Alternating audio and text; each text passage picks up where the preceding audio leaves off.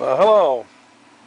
Back in the garage today, and I just wanted to show you something about this crankshaft that I have in this Briggs & Stratton engine. This is the rod journal here.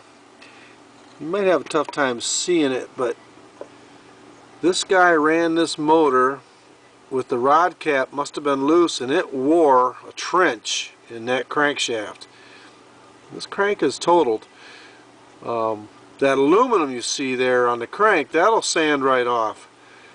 Well, I use 320 and I sand that off, and usually the journal will be fine, but with that big trench in there right on the top side, you can't fix that unless you take it to a crankshaft shop. But anyway, that aluminum will sand right off, and I'll show you. I got another crank here. This crankshaft is the same exact crank, and this engine had thrown a rod also. Now, I don't know if you'll be able to see it. It's got two little nicks right there where the rod must have poked it when it broke. I just took sandpaper and made sure it's nice and smooth so the new rod's not going to get messed up. And it's got a couple little ones right there. Focus. Focus. Focus. Hocus pocus. Come on, focus. Anyway, there's a couple little spots there. I just sanded this one with 320. There, it's getting a little better.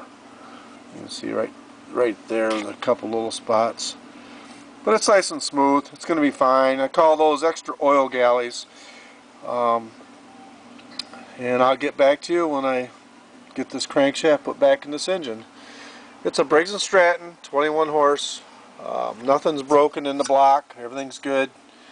I've looked and looked and looked. There's no cracks nowhere. Same with the pan.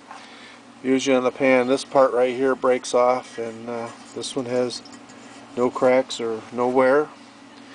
The journal's fine inside here. Can't really see that too good, but yeah, it's all in good shape. So I'll get back to you.